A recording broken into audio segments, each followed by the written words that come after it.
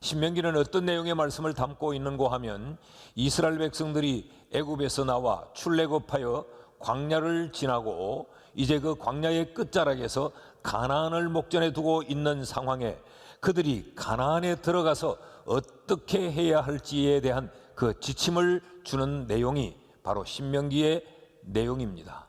그러니까 광야를 지나온 백성들에게 더 이상 절망하지 않고 이제 가나안에 대한 것을 기대할 수 있도록 그들을 가나안 땅에 대한 묘사를 통하여서 그들을 격려하고 응원하는 내용이 바로 신명기의 말씀이라는 것이죠. 대표적으로 그 가나안 땅이 어떤 땅이라고 성경이 말을 하고 있습니까? 신명기 전체가 그 내용을 언급하고 있습니다마는 13절, 15절 말씀을 같이 한번 읽어 보겠습니다. 13절, 15절 말씀을 같이 읽습니다. 시작. 곧 너를 사랑하시고 복을 주사 너를 번성하게 하시되 네게 주리라고 네 조상들에게 맹세하신 땅에서 네 소생에게 은혜를 베푸시며 네 토지 소산과 곡식과 포도주와 기름을 풍성하게 하시고 네 소와 양을 번식하게 하시리니 네가 복을 받음이 만민보다 훨씬 더하여 너희 중에 남녀와 너희의 짐승의 암수의 생육하지 못함이 없을 것이며 여호와께서 또 모든 질병을 내게서 멀리하사 너희가 아는 애굽의 악질에 걸리지 않게 하시고 너를 미워하는 모든 자에게 걸리게 하실 것이라. 아멘. 어떤 내용의 말씀입니까? 너희가 들어갈 그 가나안 땅은 어떤 땅이냐? 너희를 풍요롭게 만들어줄 땅이다. 그 땅에서 너희는 번성하게 될 것이고 너희는 생육하게 될 것이다. 그곳에는 악질과 모든 질병이 너희에게서 중단될 것이다. 오히려 너희를 해치는 자들에게 그 악질과 질병이 걸리게 내가 만들 것이다 라고 말하지요. 한마디로 말하면 이 가나안 땅은 어떤 땅이냐? 지금까지 살아왔던 이 광야의 땅과는 전혀 비교가 되지 아니하는 풍요로운 땅, 젖과 꿀이 흐르는 그 부요의 땅이라는 것입니다. 그러니까 지금 신명기 말씀을 통해서 지금까지 너희는 고생했다, 지금까지 너희는 힘겹게 광야를 지나왔다. 그런데 이제부터 내가 너희에게 젖과 꿀이 흐르는 가나안을 경험하게 할 것이다. 이것을 기억해라. 그리고 힘을 얻으라. 용기를 내라 라고 하는 말씀을 지금 모세를 통해 하나님은 이스라엘 백성들에게 주고 있는 것입니다. 대표적인 이 가나안 땅에 그 젖과 꿀이 흐르는 것을 묘사한 땅, 이 기록이 신명기 28장의 내용이죠. 거기 보면 우리가 좋아하는 표현들이 다 들어있지 않습니까? 들어가도 복을 받고 나가도 복을 받고, 하나님이 이루 헤아릴 수 없는 복, 머리가 될 수는 있지만 꼬리는 절대 되지 않겠다며 하나님이 어마어마한 복들을 기록해 놓고 있습니다. 자, 이런 가나안 땅에 이 젖과 꿀이 흐르는 부요함을 이스라엘 백성들에게 설명하는 이 모세는 지금 어떤 심정으로 이 설교를 하고 있는가? 그는 이 젖과 꿀이 흐르는 가나안 땅에 들어갈 수가 없어요. 그의 사명은 이스라엘 백성들을 이 출애굽하여서 가나안을 들어가는 이 가나안 목전까지 데리고 오는 것이 그의 사명이었습니다. 하나님이 모세에게는 허락하지 않으셨어요. 그러니까 지금 이 모세는 이 너보산 비스가 꼭대기에 올라가서 저 강 건너편으로 이 요단 들판을 바라보면서 젖과 꿀이 흐르는 요단 땅을, 이 가나안 땅을 쳐다보면서 정말 간절한 마음으로 그 후손들을 만큼은 그 가나안을 반드시 누리도록 하기 위해 모세가 지금 그 노령의 나이에 피를 토하듯 그들을 향해서 설교하고 있습니다. 자신은 비록 그 가나안에 들어가지는 못하지만 자신이 인도하여 내어왔던 그 이스라엘 백성들, 그들만은 이제 이 광야를 청산하고 저 가나안 땅에 들어가 젖과 꿀이 흐르는을 그들이 경험하며 누리기를 원하는 그 애타는 마음에서 지금 신명기의 말씀을 설교하고 있는 것이죠. 그런데 여기서 우리가 주의해야 할, 아주 귀담아 들어야 될 내용이 있습니다. 자, 가나안은 이미 준비되어 있다는 사실입니다. 가나안은 이미 하나님이 이스라엘 백성들이 광야를 지날 때에도 이미 예비해 놓으셨습니다.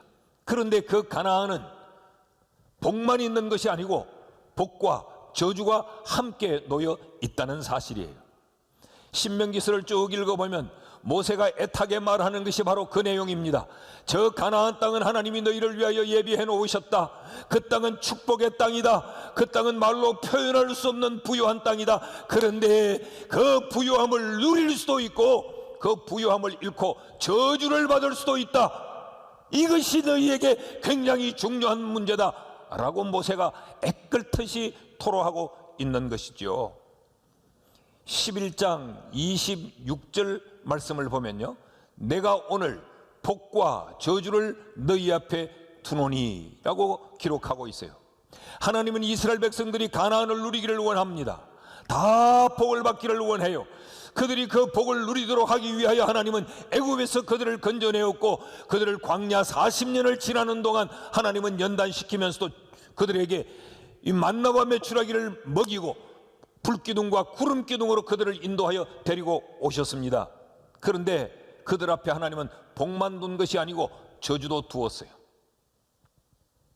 이 복과 저주를 우리 앞에 두고 11장 27절에서 28절까지의 말씀을 보면 같이 읽을까요? 시작.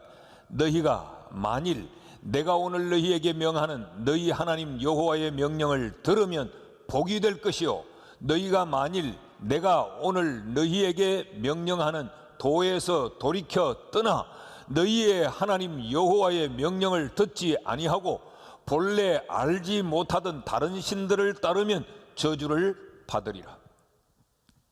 하나님은 그들 앞에 복과 저주를 동시에 두시고 너희가 선택해라.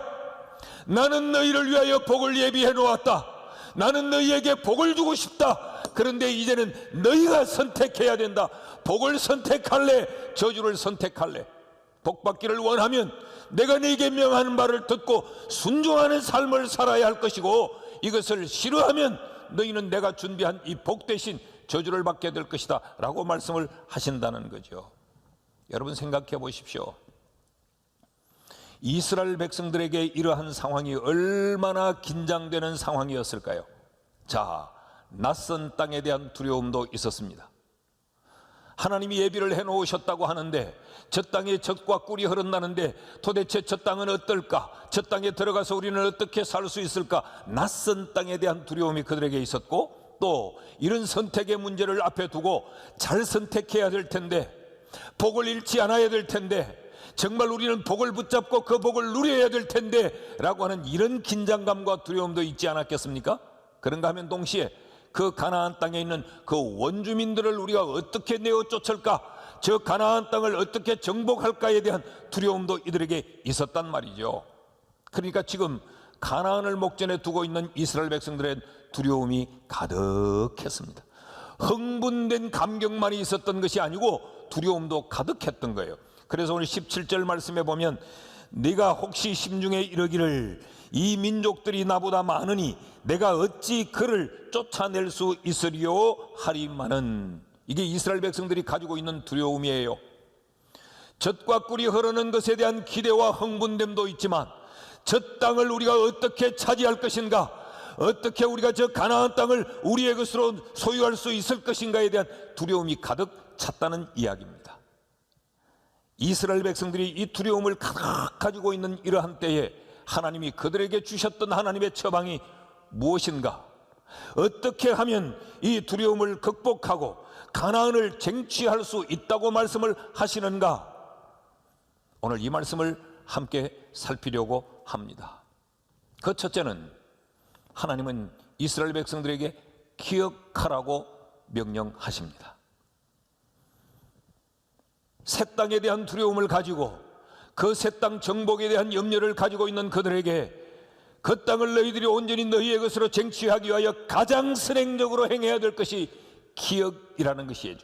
여러분, 우리가 기대하는 대답은 이런 기억하라 이런 대답이 아니죠.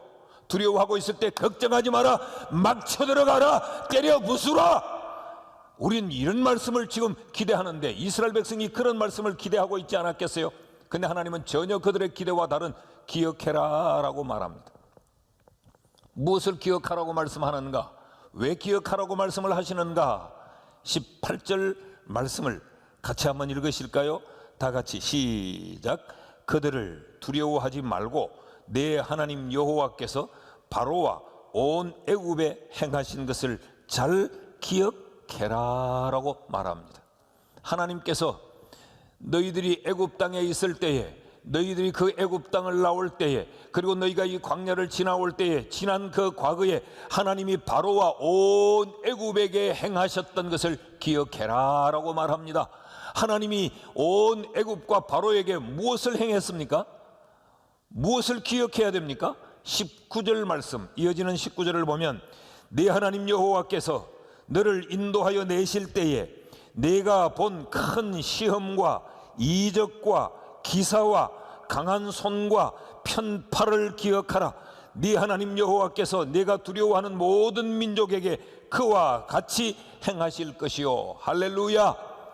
하나님이 기억하게 한 것은 하나님이 애굽에게 어떻게 행했느냐, 하나님이 그 애굽왕 바로, 너희를 그렇게 몹쓸게도 힘들게 하던 그 바로를 하나님이 어떻게 다뤘느냐, 그걸 기억해봐라. 하나님이 이적을 베풀고 하나님이 기사를 행하시고 하나님이 강하고 능한 손을 펴서 그들을 다스리지 않았느냐라고 말씀하는 거예요. 다시 말하면 하나님의 능력, 하나님의 권능, 하나님의 기적을 너희가 기억해라 라고 이야기합니다. 여러분, 이것은 애굽에서 나올 때만 하나님이 이런 능력을 행했던 게 아니죠. 이들이 광야를 지나는 동안에도 하나님이 동일하게 행해 주셨어요. 사실은 신명기 8장 이 4절 말씀을 띄워주실 수 있습니까? 신명기 8장 4절을 보면 이 40년 동안에 네 의복이 헤어지지 아니하였고 네 발이 부르트지 아니하였느니라. 광야를 지나는 40년 동안 그들이 애굽에서 급히 뛰어나올 때 입었던 그 한벌 옷이 헤어지지 않았다. 그럴 수가 있나요? 그리고 광야 40년을 지나오는 동안 그들의 발이 부러뜨지 않았다. 이 쉽게 이야기하면 이런 이야기입니다. 너 몸살 나지 않았고 너희들 병들지 않았고 너희들 기적으로 하나님이 광야를 지나오게 하셨다라는 이야기 아닙니까? 이걸 기억하라는 거죠. 32장 10절 말씀을 읽어보십시다. 다 같이 시작. 여호와께서 그를 황무지에서 짐승이 부르짖는 광야에서 만나시고 호위하시며 보호하시며 자기의 눈동자같이 지키셨도다. 여러분, 이 말씀 믿습니까? 하나님은 그 황무지와 같은 광야를 지나는 동안에도 그 이스라엘 백성들을 호위하시고 보호하시고 품어 안으시고 그들을 지켜주셨다고 말씀합니다. 이어지는 32장 11절 말씀을 보면 마치 독수리가 자기의 보금자리를 어지럽게 하며 자기의 새끼 위에 너풀거리며 그의 날개를 펴서 새끼를 받으며 그의 날개 위에 그것을 엎는 것 같이 너희를 지켜주셨다라는 거죠. 이걸 기억해라라는 겁니다. 오늘 본문 21절 말씀을 보면 너는 그들을 두려워하지 말라. 너희의 하나님 여호와 곧 크고 두려운 하나님이 너희 중에 계심이라. 하나님이 누구시라고 말하느냐? 이 하나님이 너희의 하나님이다. 기적을 베푸신 하나님, 능력을 행해 주셨던 그 하나님, 너희를 품에 안고 등에 업으며 너희를 지키셨던 이 여호와 하나님이 누구냐? 너희의 하나님이다. 이 하나님은 크신 하나님이요 두려우신 하나님이다. 이 하나님이 너희 중에 계신다. 이것을 기억하라고 지금 이야기하는 겁니다. 사랑하는 여러분, 이 이스라엘의 하나님이 우리의 하나님이심을 믿기를 축복합니다. 이 하나님이 이스라엘 백성들 가운데 함께 계셨던 것처럼 우리와 함께 계심을 믿으시기를 바랍니다. 지난날 우리의 삶을 한번 돌아보십시오. 2020년을 돌아봐도 우리는 광야와 같았어요. 우리의 지나온 생애 전체를 돌아보십시오. 우리가 잊고 살아서 그렇지 얼마나 척박하고 힘들고 고통스러운 삶을 우리가 살아왔습니까? 다시 한번 기억해 보십시오. 기가 막힐 그런 수렁에서도 하나님은 나를 건져내 주셨습니다. 건강이 기가 막힌 수렁에 빠졌을 때, 내 가정이 기가 막힌 수렁에 빠졌을 때, 내 인간관계가 기가 막힌 수렁에 빠졌을 때, 내 사업이 기가 막힌 그런 수렁에 빠졌을 때, 도대체 어디를 가야 될지, 어디에서 기거해야 될지, 무엇을 먹어야 될지, 어떤 생각을 하고 어떤 판단을 해야 될지 막막한 그 광야를, 황무지를 지나왔을 때에도 하나님은 이스라엘 백성들에게 행했던 것과 같이, 그와 같이 우리에게 기적을 행해 주셨어요. 그래서 지금 하나님은 이스라엘 백성들에게 가나안을 눈앞에 두고 새로운 도전 앞에 두려워하고 있는 그들에게 지난 날을 돌아보며 하나님이 베푸셨던 은혜들을 기억해라 라고 말하고 있는 것입니다. 둘째로, 두려워하고 있는 이스라엘 백성들에게 하나님이 내려신 두 번째 처방은 뭐냐? 기다려라 라는 것입니다. 여러분, 이 말씀도 지금 두려움 가운데 있는 이스라엘 백성들에게는 의외의 대답이지요. 기다려라, 조급해하지 말라라는 이야기입니다. 광야를 지나온 지금 이스라엘 백성들은 속히 저 젖과 꿀이 흐르는 땅, 광야와는 전혀 다른 저 부요한 땅을 취하고 싶죠. 그런 이스라엘 백성들에게 기다려라라는 말씀을 주셔요. 그때 주시는 하나님의 말씀은 좀 상반된 말씀이에요. 22절 말씀을 보면요, 내 하나님 여호와께서 이 민족들을 내 앞에서 조금씩 쫓아내시리니 너는 그들을 급히 멸하지 말라.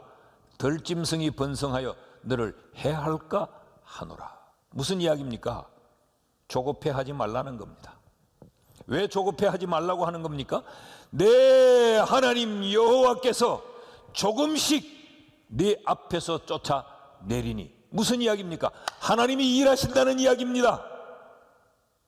하나님이 너를 위하여 하나님의 계획과 하나님의 방법대로 일할 거니까 너는 네가 조급해하지 말라라는 이야기지요. 23절, 24절 말씀도 읽어보면 네 하나님 여호와께서 그들을 네게 넘기시고 그들을 크게 혼란하게 하며 마침내 진멸하시고 그들의 왕들을 네 손에 넘기시리니 너는 그의 이름을 천하에서 제하여 버리라. 너를 당할 자가 없이 내가 마침내 그들을 진멸하리라. 할렐루야. 왜 기다리라고 하는 겁니까? 하나님이 방법이 있다는 겁니다. 하나님의 계획이 있다는 겁니다. 내 생각과 다를 수 있다는 거지요. 하나님이 내 앞에서 그들을 조금씩 쫓아낼 것이다. 그러니까 기다리라라고 하는 말은 조급해하지 말라는 말뿐만 아니라 하나님만을 신뢰하라는 이야기입니다. 결국은 이긴다는 것이죠. 여러분, 믿음은 뭐냐? 믿음은 기다림입니다. 하나님의 때를 기다리는 거예요. 믿음은 하나님의 방법을 신뢰하는 겁니다. 믿음은 하나님께 맡기고 하나님이 일하실 것을 믿고 하나님의 때를 기다리는 것, 그것이 바로 믿음입니다. 이제는 하나님이 우리를 기다려 오셨던 것처럼 이제는 우리가 하나님의 때를 기다려야 할 때입니다. 여러분, 주님께서 일하시는 것을 믿고 기다릴 수 있기를 바랍니다. 사랑하는 여러분, 2021년을 어떻게 살아갈까 우리의 마음에 두려움이 참 많으시죠. 하나님의 때를 기다릴 줄 아는 지혜로운 성도가 되기를 축복합니다. 왜 기다려야 합니까? 막연히 기다리는 게 아니에요. 하나님의 때를 기다리는 거예요. 그 하나님을 신뢰하면서 하나님의 계획이 있음을 믿는 것, 그것이 바로 기다림입니다. 나는 여러분에게 이런 기다림의 은혜가 있기를 주의 이름으로 축원합니다. 셋째로, 하나님이 내린 세 번째 처방은 뭐냐? 거룩하라라는 겁니다. 거룩하라. 여러분, 두려움을 이기는 것과 가나안을 차지하는 것과 이 거룩함이 무슨 상관이 있습니까?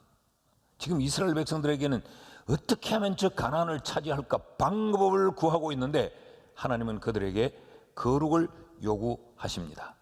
25절, 26절 말씀을 보면 너는 그들이 조각한 신상들을 불사르고 그것에 입힌 은이나 금을 탐내지 말며 취하지 말라. 네가 그것으로 말미암아 올무에 걸릴까 하노니 이는 네 하나님 여호와께서 가정히 여기시는 것임이니라. 너는 가정한 것을 네 집에 들이지 말라. 너도 그것과 같이 진멸당할까 하노라. 너는 그것을 멀리하며 심히 미워하라. 그것은 진멸당할 것임이니라. 그러니까 뭐예요? 가나안은 결국 네가 차지하게 된다. 왜냐하면 내가 너를 위하여 일할 것이니까. 그러니까 네가 이 가나안을 차지하기 위해서 네가 해야 될 일은 뭐냐? 신상을 불사르고 그 신상에 입힌 은과 금을 탐내지 말고 가정한 것들을 네 집에 들이지 말라. 이게 뭐예요? 너를 거룩하게 해라는 거예요. 이 거룩함을 요구하는 하나님의 명령입니다. 여러분, 우리가 거룩하면 하나님이 우리를 위해 일하시라. 우리가 거룩하지 아니하면 하나님은 우리의 하나님이 되지 않아요. 그러니까 거룩을 요구하는 그 이유가 뭐냐? 첫째는 내가 일하기 때문에 너는 거룩하면 된다. 너는 거룩하면 된다. 마태복음 6장 33절과 같은 말씀이에요. 너희는 먼저 그의 나라와 그의 의를 구하라. 그리하면 너희의 모든 염려하고 너희들이 구하는 그 모든 것을 내가 너희에게 더하리라. 내가 할 거니까 너희는 거룩해라 라는 이야기죠. 또 하나는 우리가 거룩하면 마귀가 우리를 해치 못합니다. 악한 세상이 우리를 덤비지 못해요. 여러분, 에덴 동산에서의 뱀을 한번 보십시오. 이 아담에게 접근해서 뭐라고 이야기합니까? 하나님이 이 동산에 있는 저 선악을 알게 하는 모든 나무의 열매는 먹지 말라 하더냐? 단순한 질문을 툭 한번 던져봐요. 툭 질문을 던졌는데 이 아담의 입에서 튀어나오는 대답이 하나님과 아담 사이에 금이 간 틈을 보여주는 거예요. 하나님이 말씀한 대로 대답하지 않고 자기의 생각을 거기 가미해서 대답을 하는, 하나님과의 조금 틈이 벌어진 것을 보자 마귀는 거기에 자기의 손을 쑥 집어넣는 겁니다. 괜찮다, 먹으라, 안 죽는다, 성공한다, 출세한다, 네가 높아진다, 네가 하나님 된다. 그러니까 우리가 하나님 앞에서 철저하게 거룩하면 마귀는 우리를 공격하지 못해요. 우리가 하나님도 붙들고 있고 세상도 붙들고 있고 교회 오면 주님이 기뻐하시는 대로 살아야죠, 하나님이 원하시는 대로 살아야죠 하면서 늘 이러지만 세상 나가서는 새까맣게 있고 세상적인 방법으로 살면 마귀가 그 틈을 보고 공격해 들어오는 거예요. 그래서 오늘 여기 성경은 신상을 불살라버려라. 너희의 거룩을 방해할 요소들을 제해버려라. 그리고 세상의 것을 탐내지 말라라고 지금 명령을 하고 있는 것이죠. 뿐만 아니라 하나님이 우리에게 거룩함을 요구하는 것은 하나님의 본성이 거룩하기 때문에 그렇습니다. 레위기 11장 45절 말씀을 보면 뭐라고 성경이 기록합니까? 나는 너희의 하나님이 되려고 너희를 애굽 땅에서 인도해낸 여호와라. 내가 거룩하니 너희도 거룩할지어다. 이 말씀을 뒤집어 놓으면 이런 이야기입니다. 나는 너희의 하나님이 되고 싶다. 나는 너희의 하나님이다. 그러니 너희는 반드시 거룩해야 된다.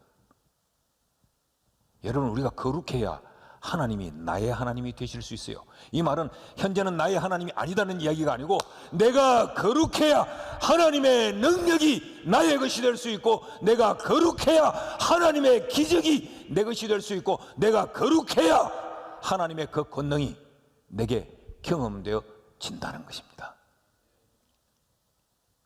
그러므로 가나안을 앞에 두고 있는 이스라엘 백성들이 그 두려움을 이기고 가나안을 온전히 그들의 것으로 체험하기 위해 이들은 반드시 거룩해져야 하는 것입니다.